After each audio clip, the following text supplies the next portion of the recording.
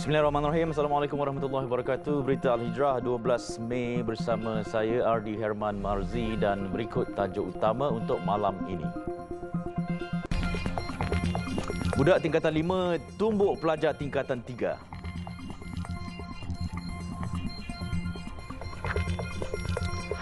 Juga duit insurans sumbang kenaikan wang tidak dituntut.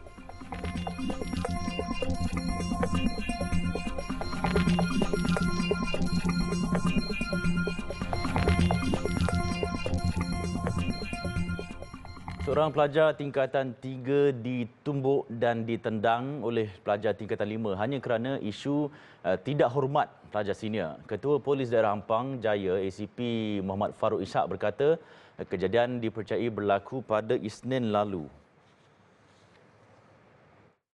Kejadian dilaporkan berlaku pada 8 Mei 2023 kira-kira jam 9.30 pagi di tangga Sekolah Menengah Taman Melawati. Mangsa telah ditumbuk di bahagian dada kiri, dicekik dan ditendang di bahagian belakang badan oleh seorang pelajar tingkatan 5 yang dikenali. Mangsa juga diugut akan disiku di bahagian muka sekiranya tidak berjumpa di anjung selera. Namun pada jam 3 petang, mangsa telah diajak oleh 5 suspek ke Bukit Mas Kemensah dan dipukul salah seorang suspek yang turut menumbuk di bahagian muka mangsa sebanyak 4 kali. Kejadian itu disaksikan 10 hingga 15 orang pelajar. Akibat insiden, mangsa mengalami kecederaan di bahagian dahi, luka di kening kiri, manakala rahang di bahagian muka kiri serta belakang tengkuk mengalami kesakitan dan bengkak. Muhammad Farouk berkata punca kejadian disebabkan selisih faham tidak hormat antara mangsa dan sekumpulan pelajar senior tingkatan 5. Kes disiasat di bawah Seksyen 323 Kanun Keseksaan yang memperuntukkan hukuman penjara maksimum 1 tahun atau denda sehingga RM2,000 atau kedua-duanya jika sabit kesalahan. Suspek yang terlibat telah dipanggil untuk membantu siasatan.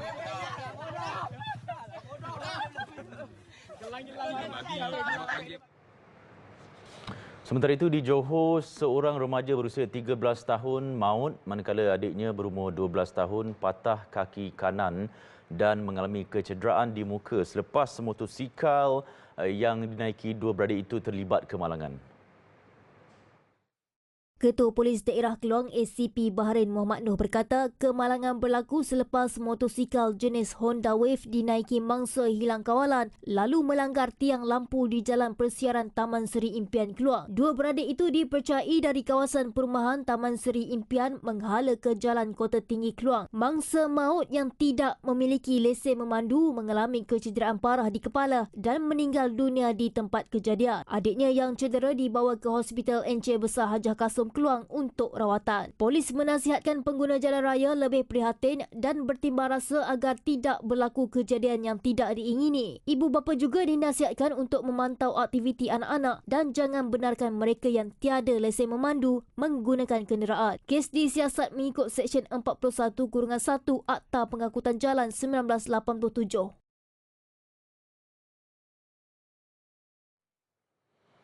Kegembiraan sekumpulan remaja yang juga pelajar di sebuah kolej kemahiran bermandi-manda di air terjun Lubuk Kain, Sungai Bagan dekat Kampung Syukur Dungun berakhir tragedi. Ia apabila dua daripada mereka ditemui lemas tengah hari tadi. Ketua Polis Daerah Dungun Superintendent Baharudin Abdullah berkata, mayat kedua-dua mangsa yang berusia 19 tahun, Muhammad Ridwan Zawawi dan Ahmad Syahid Hamdan ditemui orang kampung di lokasi kejadian. Katanya berdasarkan laporan awal, mangsa sebelum itu bersama beberapa orang rakan dari Kolej Kemahiran Tinggi Kemaman telah pergi ke Lubuk Kain Sungai Bagan untuk mandi kira-kira pukul 11.30 pagi. Katanya mayat Muhammad Ridwan ditemui pada 12.08 tengah hari, manakala mayat Ahmad Syahid ditemui pada 12.15 tengah hari. Baharudin berkata mayat kedua-dua rakan itu telah dibawa ke unit forensik Hospital Dungun untuk tindakan lanjut.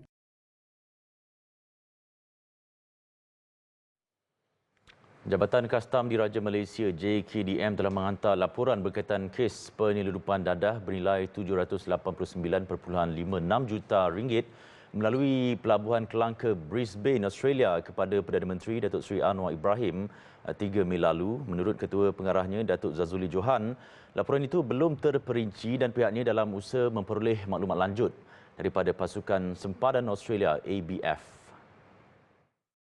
Tambah Datuk Zazuli, ABF juga memerlukan kebenaran daripada kementerian berkaitan di negara terbabit sebelum memberi sebarang maklumat yang diminta. Berdasarkan maklumat awal, dadah itu dibawa dari negara Golden Triangle atau segitiga emas dan pihaknya masih menjalankan siasatan lanjut. Pihaknya juga percaya Malaysia hanya menjadi lokasi transit sebelum dadah itu dibawa ke Australia. Setakat berita ini ditulis, tiada sebarang tangkapan dibuat. Kerajaan sebelum ini katanya telah memberikan tempoh maksimum 2 minggu kepada JKDM untuk mengemukakan laporan penuh berhubung kes itu. Perdana Menteri dilapor berkata situasi itu menunjukkan wujud kelemahan dalam sistem kerajaan yang sepatutnya mampu mengesan kegiatan berkenaan namun gagal. Tambahnya, kerajaan memandang serius kejadian berkenaan dan mengarahkan siasatan terperinci dibuat oleh agensi penguatkuasaan sekaligus memastikan perkara itu tidak berulang. Terdahulu, media melaporkan pihak berkuasa Australia merampas 336 kilogram heroin dianggarkan bernilai 789.56 juta ringgit dalam sebuah kontena penghantaran dari Malaysia ke Brisbane 13 Mac lalu. Polis Persekutuan Australia AFP dalam kenyataan berkata ABF mengesan dadah berkenaan disorok dalam 2 blok konkrit simen masing-masing seberat 500 kilogram. Pertambahan dana insurans terbiar menjadi salah satu penyumbang utama dalam kenaikan sehingga berbilion ringgit jumlah wang tidak dituntut WTD milik awam dalam negara.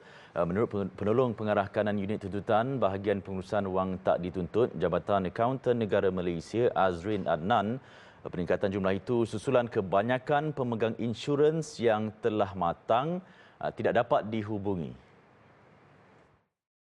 Ya, insurans antara jumlah yang paling banyaklah yang tidak dituntut.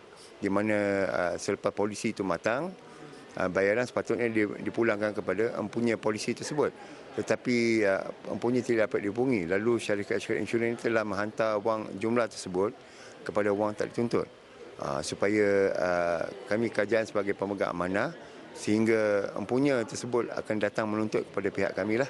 Tambahnya, selain tidak dapat dihubungi, kebanyakan waris pemegang insurans juga tidak mengetahui mengenai status insurans berkenaan. Sehubungan itu, beliau menggesa agar orang ramai untuk menyemak wang tidak dituntut melalui portal e-Gumis atau di kaunter Jabatan Akauntan Negara Malaysia di seluruh negara. Jelasnya, antara kategori lain yang diklasifikasikan sebagai wang tidak dituntut merangkumi gaji, bonus, komisen dan pembayaran lain yang dibuat kepada pekerja, dividen serta keuntungan diisytiharkan untuk pengagihan, simpanan tetap matang dan baki kredit simpanan tidak aktif. Antara jenis-jenis wang tak dituntut adalah seperti akaun simpanan.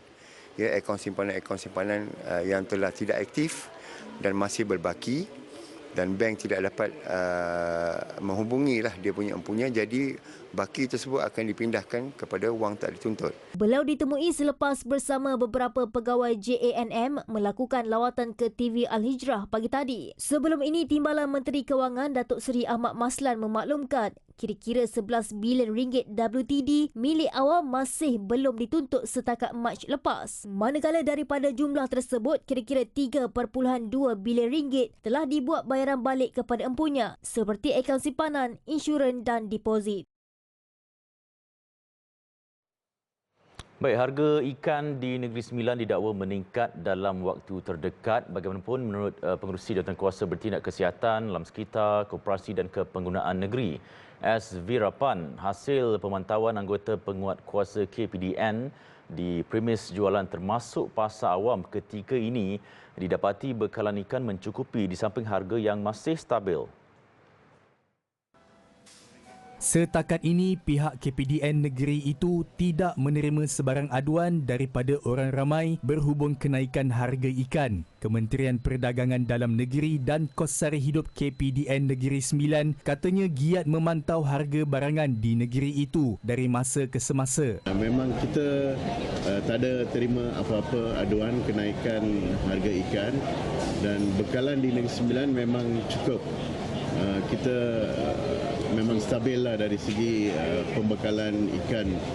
Jadi tak ada sebarang isu di Negeri Sembilan dan harga pun memang stabil, tak ada kenaikan dan sekiranya ada apa-apa aduan kita akan ambil tindakan. Kita ada pegawai-pegawai penguasa yang ada di lapangan sentiasa memantau keadaan harga di setiap tempat-tempat yang ada pengunjungan pengguna.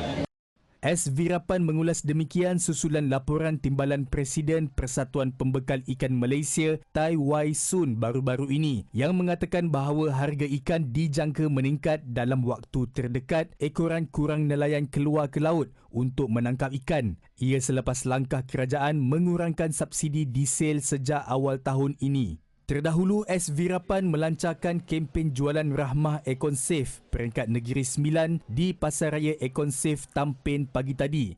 Pada kempen yang dilaksanakan selama 3 hari bermula hari ini, beliau berkata orang ramai boleh mendapatkan 16 jenis barangan mentah dan keperluan harian terpilih dengan potongan harga sehingga 50% di 6 buah cawangan Pasaraya EconSafe di negeri itu. Selain Tampin, cawangan Pasaraya EconSafe yang menyertai jualan rahmah itu termasuk Pasaraya EconSafe di Forest Heights Seremban, Lukut, Port Dickson, Kuala Pilah dan Bahau. Antara harga jualan rahmah yang ditawarkan, jualan ayam segar dengan harga RM8.39 sekilogram, ikan cencaru RM7.99 sekilogram, kobis bulat import dengan harga 99 sen sekilogram, bawang merah 99 sen sekilogram, minyak masak sebotol 5 kilogram dengan harga RM26.90 dan pelbagai lagi barangan mentah dan keperluan dengan harga rahmah. Pada majlis pelancaran itu, S. Virapan turut menyampaikan bantuan bakul rahmah yang berupa makanan kepada 30 penerima dari sekitar Don Repah sebagai usaha kerajaan membantu meringankan beban golongan B40.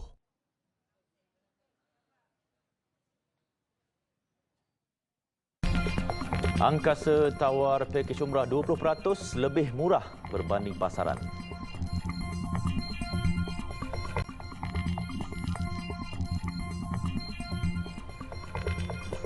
Orang ramai boleh menunaikan umrah dengan harga 20% lebih rendah berbanding harga pasaran menerusi program Koop Umrah Anjuran Angkatan Koperasi Kebangsaan Malaysia Berhad atau Angkasa.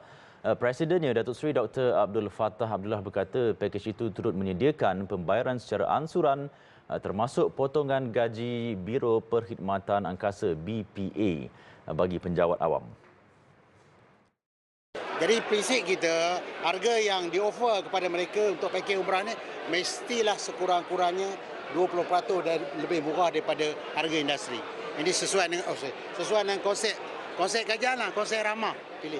Dan satu lagi keistimewaan di bawah Koop Umrah ni sebenarnya ialah oleh kerana sebahagian daripada peserta program Koop Umrah ni adalah terdiri daripada ahli koperasi termasuk pegawai-pegawai ahli koperasi yang terdiri daripada kaki tangan kerajaan. Jadi mereka ni boleh membuat pinjaman untuk menunaikan umrah daripada koperasi masing-masing dan dia boleh bayar secara ansuran.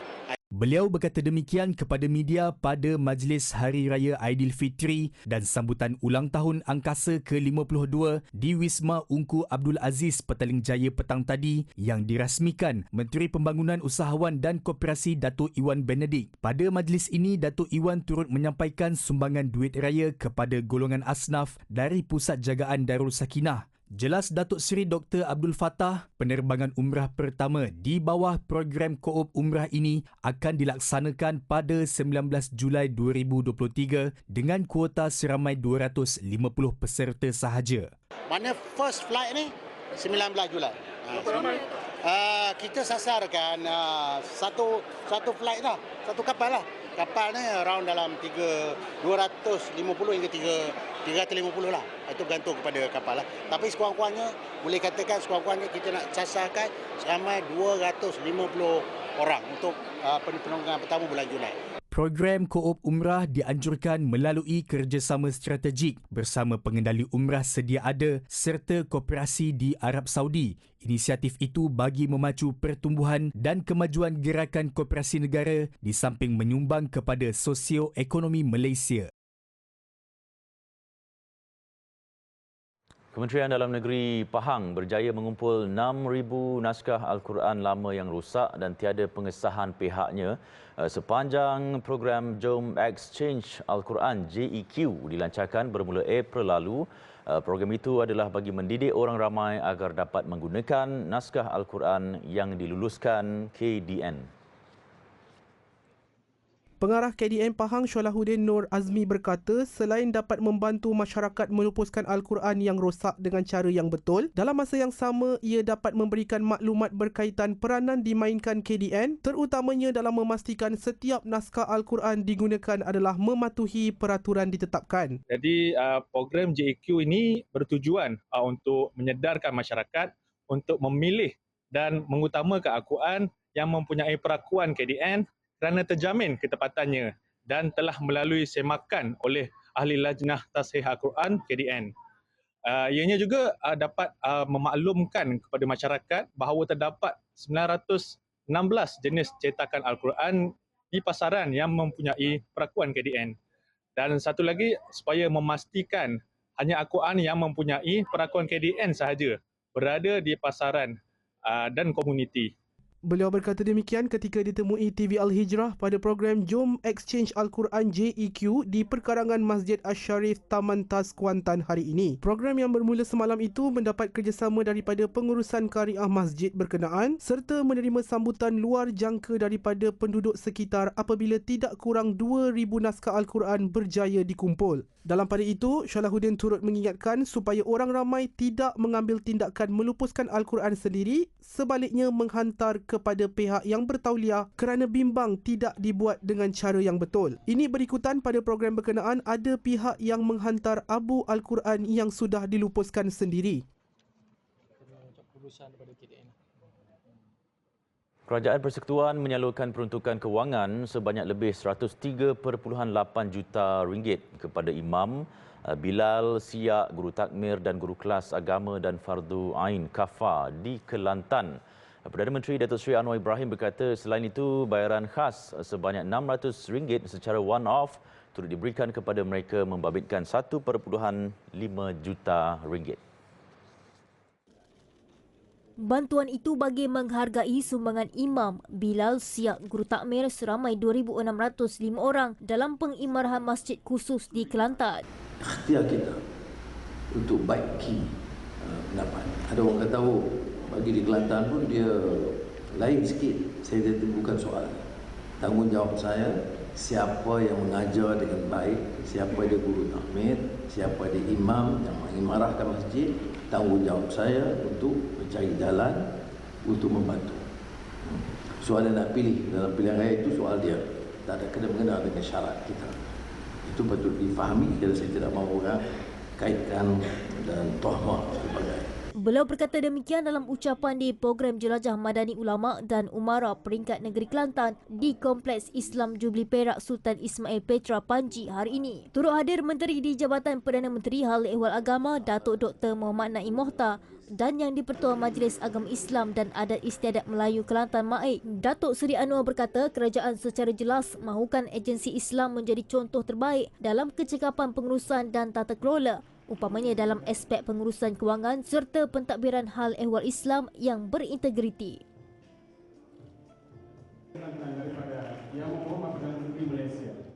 Telah tiba pencarian bakat untuk digelar Dai Muda Yadim 2023. Jadi anda telah bersedia untuk merasai cabaran sebenar dunia dakwah.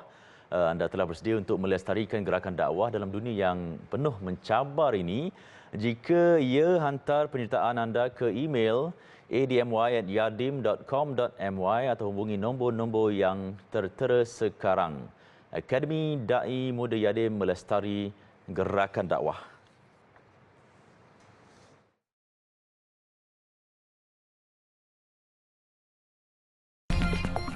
Erdogan dijangka kekal pilihan rakyat Turki. Menjelang pilihan raya Turkiye pada Ahad ini, banyak pihak meramalkan pemimpin Parti Keadilan dan Pembangunan AKP, Recep Tayyip Erdogan, kekal memerintah negara itu. Pensyarah Kanan Kuliah Undang-Undang Universiti Islam Antarabangsa UIA, Dr. Muhammad Iqbal Abdul Wahab berpandangan jangkaan berkenaan susulan kontribusi besar dan signifikan beliau di Turkiye sepanjang 2 dekad memimpin. Turki menjadi relevan ataupun menjadi dekat dengan kita setelah Erdogan menjadi Perdana Menteri ataupun Presiden sekarang ini. Itu hakikat. Satu orang pun tak boleh nafikan. Jadi Turki masuk ke dalam jiwa orang Malaysia setelah adanya Erdogan. Sebab tu Erdogan main peranan besar di dalam membuka hubungan baik antara Malaysia dengan Turki. Kenapa waktu sebelum 2002 tak berlaku? Sebab waktu tu orang tak peduli dan mereka pun tak peduli. Jadi sebab itulah bagi saya secara ringkasnya Turki ini sangat penting. Begitu juga lah hubungan bisnes, teknologi, hubungan negara ke negara, hubungan akademik dengan akademik. Tambahnya, jika Erdogan tidak dipilih, banyak polisi hubungan antarabangsa akan terjejas termasuk dengan Malaysia. Ia dijangka akan memberi kesan besar terutama dalam sektor ekonomi dan politik. Saya khawatir kalau sekiranya tampuk pemerintahan di Istanbul ataupun Ankara ini bertukar kepada cara pemikiran yang lama, mungkin sedikit demi sedikit apa yang keistimewaan yang kita dapat ni mungkin akan berubahlah. Jadi sedihlah, kita rasa macam sedikit kerugian kerana hubungan kita dah sangat baik. Itu dari pandangan saya sebagai seorang akademik. Jadi kalau sekiranya kerajaan berubah, ada kemungkinan polisi itu berubah. Mungkin kita tak penting lagi. Beliau ditemui TV Al-Hijrah selepas menyampaikan diskusi pilihan raya Turkiye anjuran ABIM di Dewan Pembangunan Belia Islam Gombak. Turkiye bakal mengadakan pilihan raya Presiden dan Parlimen pada 14 Mei ini melibatkan 64 juta pengundi yang layak. Erdogan 69 tahun dijangka berdepan cabaran pilihan raya terbesarnya dalam 2 dekad berkuasa. Ekoran Turkiye kini bergelut dengan keadaan ekonomi yang mencabar dan pesaingnya pula berjanji akan memperbaiki keadaan itu. Pilihan raya Turkiye diadakan setiap 5 tahun. Pada 2018, Turkiye beralih daripada sistem parlimen kepada sistem presiden. Dalam sistem itu, pengundi memilih presiden secara terus dan peranan Perdana Menteri dimansuhkan. Ribuan penyokong Imran Khan berkumpul hari ini di Mahkamah Islamabad sebagai tanda sokongan dan solidariti terhadap bekas Perdana Menteri Pakistan itu. Kehadiran beliau dikawal ketat anggota keselamatan berikutan protes yang semakin meluas di beberapa bandar utama termasuk Lahore, Peshawar, Islamabad dan Karachi. Imran bercermin mata gelap dan berpakaian syalwar kamis biru berjalan ke mahkamah dikelilingi peguam dan pasukan keselamatan. Penahanan Imran di Mahkamah Tinggi Islamabad Rabu lalu telah mencetuskan ketegangan dan keganasan berterusan sehingga membawa maut. Sehingga kini insiden itu telah mengorbankan 5 orang dan mencederakan puluhan rakyat di bandar Peshawar. Ketegangan berterusan itu dijangka akan menambahkan lagi masalah ekonomi Pakistan di tengah inflasi yang meningkat. Sementara itu, Mahkamah Agong semalam memutuskan penahanan bekas pemain kriket itu tidak sah dan menyalahi undang-undang. Imran Khan ditahan atas kes rasuah yang dihadapinya dan penahanan itu hanya beberapa jam selepas tentera menegur beliau atas dakwaan Imran Khan bahawa seorang pegawai kanan terlibat dalam komplot untuk membunuhnya. Sejak digulingkan pada April tahun lalu, Imran Khan berdepan lebih 100 pertuduhan termasuk rasuah.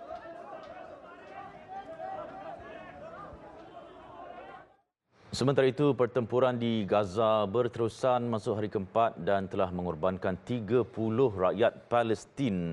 Sehingga hari ini, proses rundingan damai kedua-dua pihak itu gagal dicapai sekaligus harapan gencatan senjata semakin pudar.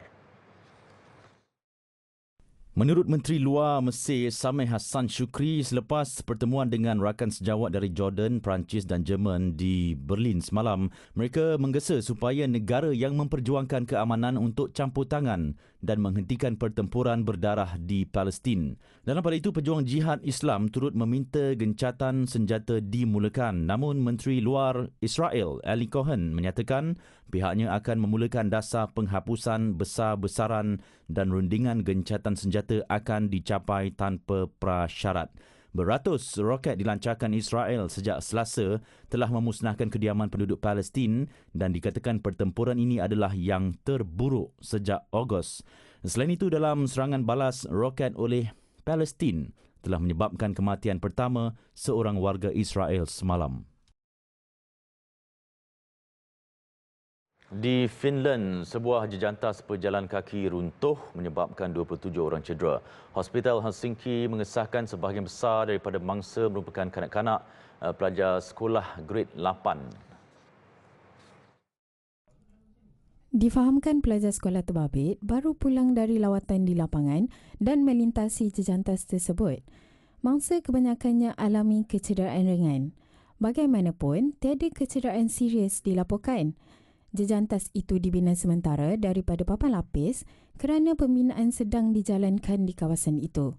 Papan lapis dipercayai tidak kukuh dan runtuh ketika dilintasi pejalan kaki menyebabkan mangsa jatuh dari jejantas.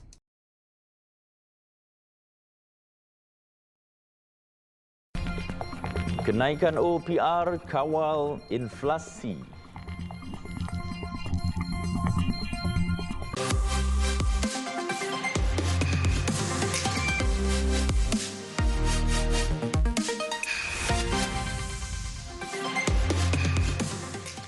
Kenaikan kadar dasar semalaman OPR sebanyak 25 mata asas ke paras 3.0% baru-baru ini bukan satu tindakan kejam oleh Bank Negara Malaysia BNM. Sebaliknya, ia dibuat bagi mengawal inflasi daripada terus melonjak tinggi dan tidak terkawal. Itu tegas Governor BNM Tan Sri Nur Syamsiah Muhammad Yunus bagi mengulas tanggapan beberapa pihak yang menyifatkan bahawa ia merupakan satu tindakan yang kejam. Jelasnya kenaikan OPR dilakukan untuk memastikan ekonomi berkembang secara mampan dan bukan sahaja untuk hari ini tetapi untuk tahun mendatang. Sebelum ini, BNM dalam satu kenyataan memaklumkan kenaikan OPR tersebut akan menyebabkan kadar siling dan lantai OPR masing-masing turut meningkat kepada 3.25% dan 2.75%. Ia sekaligus menjadikan kadar OPR ketika ini kembali kepada kadar seperti pra-pandemik COVID-19 pada 7 Mei 2019 lepas. Dalam pada itu, beliau mengingatkan bahawa BNM adalah badan bebas dan tidak dipengaruhi campur tangan luar dalam membuat sebarang keputusan berkaitan dasar monetari termasuk penetapan OPR. Baik, sekian untuk malam ini. Banyak lagi kandungan berita Al-Hijrah menerusi platform media sosial seperti Facebook, Twitter, YouTube, Instagram dan juga TikTok. Dan jangan lupa alhijrahnews.com untuk laporan berita dalam dan luar negara serta artikel eksklusif. Saya Ardi Herman, satukan ummah dengan ilmu bagi memperkasa Malaysia Madani. Assalamualaikum warahmatullahi wabarakatuh dan selamat malam.